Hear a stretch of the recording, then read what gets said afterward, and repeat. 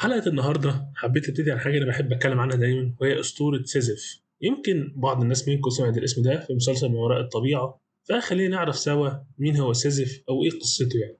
سيزيف هو واحد من أشهر الشخصيات في الميثولوجيا الإغريقية، لأنه كان شخص ماكر جدا، ويمكن يعتبر أمكر الرجال في الأساطير زي ما وصفه هومر مؤلف الإلياذة والأوديسا.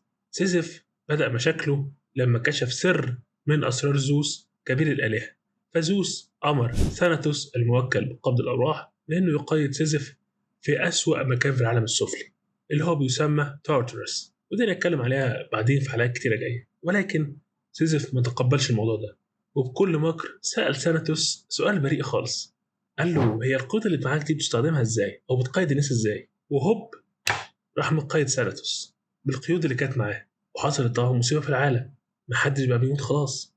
ولكن إيريس إله الحرب زهق، حس بملل، كل الحروب محدش بيموت يعني تقعد تحاربوا طول النهار ومحدش بيموت خلاص. فقام راح حرر سيراتوس وسلم له سيزيف، قال له خد يا عم متعرفناش اهو الراجل ده. بس برضه سيزيف ما كانش سهل خالص. سيزيف كان موصي مراته إن ساعة موته ما تدفنوش بشكل لائق بحيث إنه يقدر يرجع تاني، وبالفعل قدر يضحك على برسفوني زوجة هيديز حاكم العالم السفلي، واتمسك عليهم إن بصوا مراتي عملت فيا إيه، ده أنا أول ما أموت ومش عارفة إيه، ولازم أرجع لها عشان إيه، أحظى بمراسم وفاة تليق بيا. عارفين يا جماعة بيفكرنا أوي بفيلم معالي الوزير لفنان أحمد زكي لما هو كان بيحتج على طريقة دفنه من عيلته. المهم، وكده يكون سيزيف هرب من الموت مرتين، وبالفعل فضل عايش لسن كبير قوي، وقتها بقى خلاص حس انه خلاص زهق وتقبل فكره الموت. ولكن زوس وهيديز الاثنين الاخوات ما سامحوش على افعاله بتاعت تتمسخر بينا سوري يعني وتتريق علينا، ففكروا له في عقاب ما بيحصلش غير الناس اللي سبيشال قوي زي سيزف كده. والعقاب ده انه هيفضل عايش في تارتروس ويزق صخره كبيره قوي فوق جبل منحدر كل يوم. بعد ما يوصل الصخره لنهايه الجبل وينجح في مهمته، يصحى من النوم هوب يلاقي الصخره دي نزلت تاني، ويعيد نفس اليوم من اول وجديد. من الاخر يا جماعه اتحكم عليه بالعذاب الابدي. دي كانت قصه صديقنا سيزر باختصار شديد. اما بقى الجزء الخاص بينا فانا شايف ان مفيش فرق خالص بيننا وبين سيزر.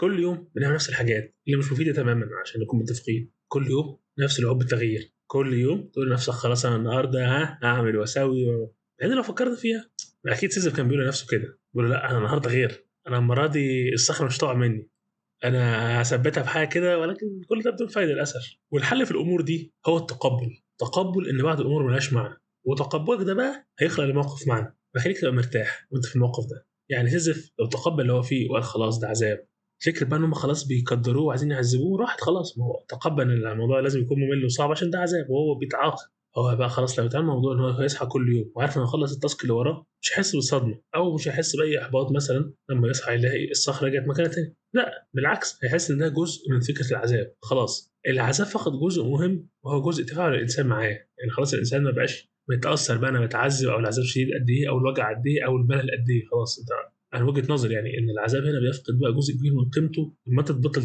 تتفاعل معاه. عارف لو انت تجاهلته خلاص انت قدرته كده. ده بقى ياخدني لتاني نقطة معانا، وهي إن ساعات الروتين يا جماعة بيكون مفيد وبيحميك من أضرار تانية زي الفراغ. وللأسف الواحد اللي وقع في فخ الفراغ ده والتفكير الفاضي ويقعد يفكر وخلاص مش هينتج عنه غير المصايب. وزي ما قلت في النقطة اللي فاتت، سيزف لما يبرر الموضوع هيبطل يفكر فيه ومش هيقعد مشغول البال زي زمان. إنما لو قعد يفكر فيه ويقول ليه وهيحصل إيه مش هيرتاح ومش هيخلص والصخرة مش هتبطل تقع. إنما لما يتعود على الفعل ده ويحس إن الفعل ده له سبب محدد هيحس بالراحة. زي ما قلنا وانا السبب إن أنا ما بعملش، أنا بتعذب خلاص مبقاش في جزء للفراغ. خلاص هو عارف إنه محتاج يريح وينام عشان يصحى يعيد نفس التاسك الروتين اللي وراه. في حالتنا احنا بقى ممكن نشوف امثله زي الاكل. لما تكون زهقان مثلا انت حرفيا ممكن تاكل التلاجة كلها وانت زهقان، او مثال تاني انك تقعد تحسب وتفكر لموضوع ما بالايام والساعات بدون اي فعل بدون ما تعمل اي حاجه حقيقيه، فتبدا ايه تحس بالاحباط من نفسك عشان انت مش عارف تحافظ على صحتك ومش عارف تاخد خطوه في مواضيعك، على عكس ما تكون ماشي على روتين ومالي وقتك بتاسكات ليها هدف وبتخدم حاجه انت عايزها.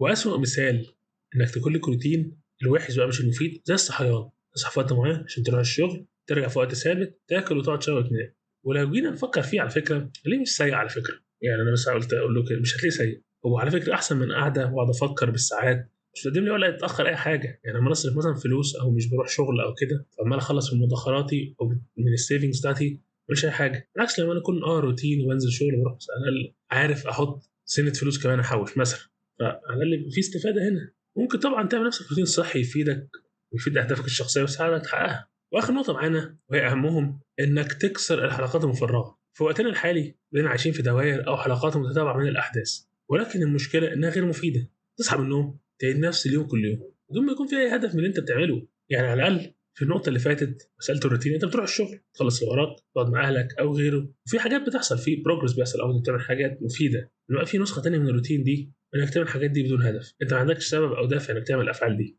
أنت بتعملها كده وخلاص. زي سيزف بالظبط، صاحي من النوم يلا نزق الصخرة وصلناها حلو أوي 100 فل و10، نقعد بقى نصحى نزقها تاني وهكذا. وللأسف حالتنا احنا تلاقي عمرنا راح مش عارف انت عملت ايه، وده ممكن ناس كتير حاسس بيه يعني وانا اولكم من اول 2020 الوقت تحس الوقت بيمر وخلاص مش فاكر اي حدث او حاجه انت عملتها.